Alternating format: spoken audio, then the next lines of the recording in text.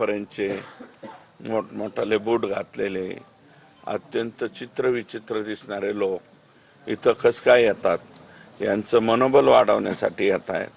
म्हणून इथं जे आहे हे कृष्णा आंधळे अटक होणं गरजेचं आहे. वाशी पोलीस स्टेशनचे रमेश घुले, मला वाटतं रमेश घुले, पोलीस कॉन्स्टेबल दिलीप गित्ते, गोरख फड, दत्ता बिक्कड हेड कॉन्स्टेबल यांचे CDR तपास करून यांना सुद्धा सहआरोपी करावा अशी मसाजोगकरांची या ठिकाणी मागणी आहे.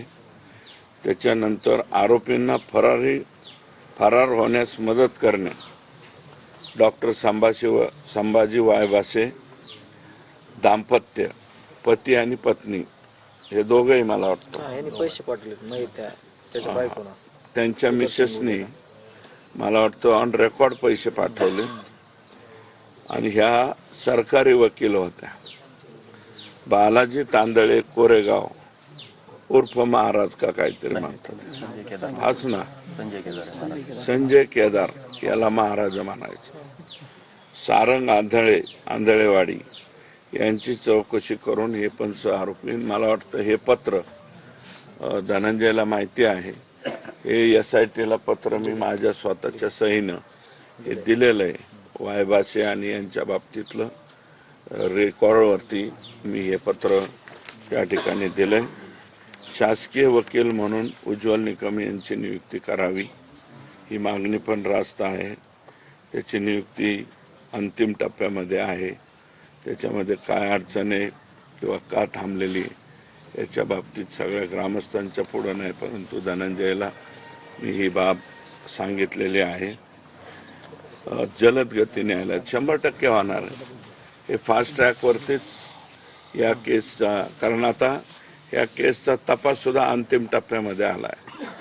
चार्जशीट दाखल, फक्त आता चार्जशीट दाखल करण्यापूर्वी मसाजोगकरांनी या ज्या 8 मागण्या मांडलेल्या आहेत त्याच्यामध्ये 7वी, सदरील घटना घडल्यानंतर संतोष देशमुख यांचे पार्थिव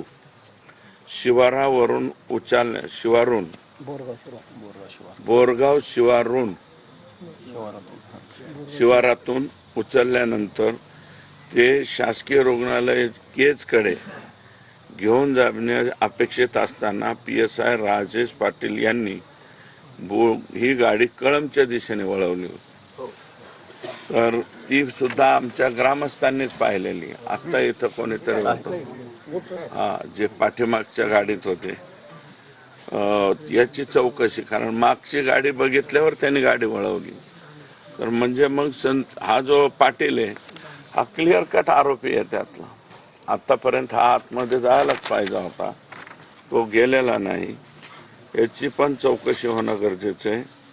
आणि कारण आतापर्यंत फोकस जो होतोय, जो मेन रोल आहे, मेन रोल ह्या 8-9 लोकांचा, 9 आरोपी आतापर्यंत संतोष देशमुखांच्या खुनामध्ये 302 मध्ये आलेत. एक 10वा जो आहे तो आलेला नाही. त्याचा रोल फक्त खंडणी आणि इतर याच्यामध्ये आहे. वाल्मिक कराडसह बाकीचे 9 लोक 302 मध्ये या ठिकाणी आलेले आहेत. आणि माझं मत आहे, नितीन बक्कड तर मी पहिल्या दिवसापासून म्हणतोय, ही ग्रामस्थांची नाही तर माझीच मागणी आहे, नितीन बिक्कड, कारण ह्या सगळ्या प्रक्रियेला, कारण हाच नितीन बिक्कड आहे, यांनी धनंजय मुंडेंच्या निवासस्थानी बैठक केलेली.